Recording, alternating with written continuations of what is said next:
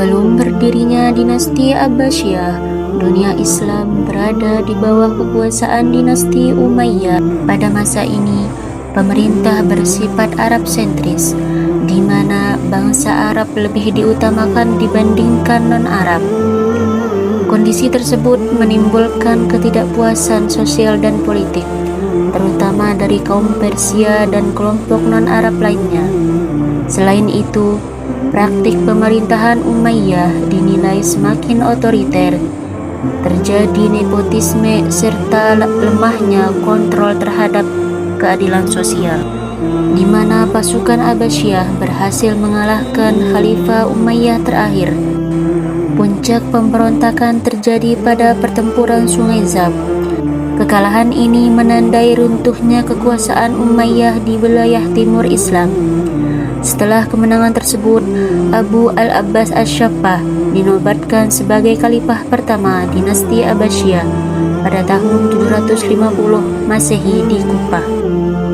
Adapun sistem politiknya, dinasti Abbasiyah menganut sistem monarki absolut, di mana kekuasaan khalifah sangat dominan. Namun dalam perkembangannya, sistem ini berubah menjadi monarki simbolik, terutama pada masa kekuasaan Bani Buaih dan dinasti Seljuk, ketika khalifah hanya berfungsi sebagai simbol keagamaan. Ada juga monarki simbolik, di mana kekhalifahan di bawah kendali wazir atau Bani Buaih. Secara formal tetap monarki, tetapi kekuasaan real berada pada Amir al-Umara, yakni pemimpin militer. Sistem pemerintahan Abbasiyah bersifat birokratis dan terpusat, dengan pembagian tugas yang jelas melalui lembaga-lembaga seperti khalifah, wazir, diwan, gubernur wilayah, dan qadi. Struktur ini membuat pemerintahan berjalan lebih teratur dibandingkan masa sebelumnya. Penegakan hukum pada masa Abbasiyah dilakukan melalui lembaga peradilan yang relatif independen dari kekuasaan politik.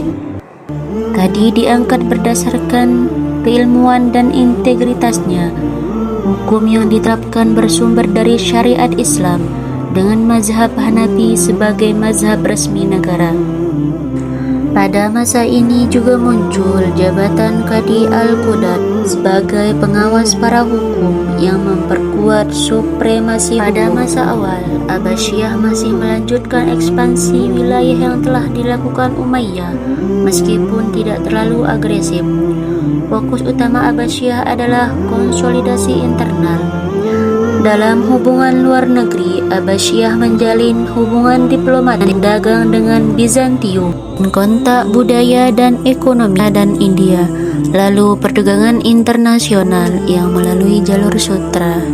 Tujuan dinasti Abbasiyah dan kinya terhadap peradaban dunia pada bidang sosial, yakni terjadi mobilitas sosial yang lebih terbuka.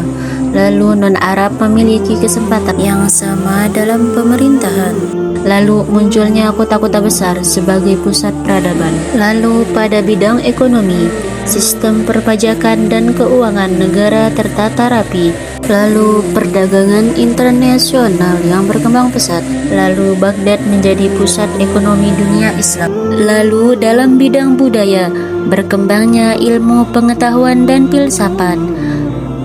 Karya penerjemahan besar-besaran, karya Yunani, Persia, dan India. Lalu munculnya lembaga pendidikan seperti Baitul Hikmah. Kemunduran dinasti Abbasiyah disebabkan oleh beberapa faktor, yakni lemahnya kekuatan pusat, dominasi militer asing, konflik internal dan perebutan kekuasaan. Lalu munculnya dinasti-dinasti kecil yang memisahkan diri. Lalu munculnya serangan eksternal, terutama serangan Mongol yang berujung jatuhnya Baghdad pada tahun 1258 Masehi.